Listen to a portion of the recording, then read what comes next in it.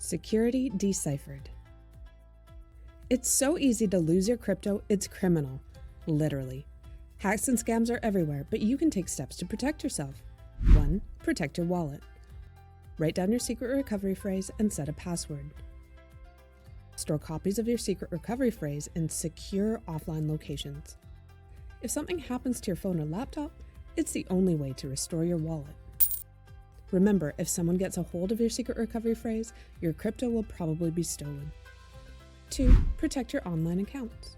Use strong, unique passwords for each one and store them in a password manager to make it easier. Enable 2FA on any accounts you can.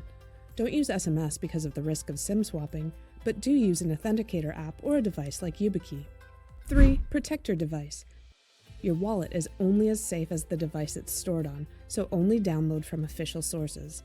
Never download anything pirated, and don't click on any suspicious links. 4. Be careful of scams. There are many crypto scams, but all of them are trying to steal your information or your money.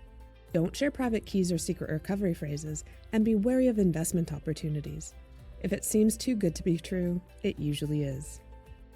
Protect your wallet, online accounts, and device, as well as watch out for scams to keep your crypto safe on its journey to the moon.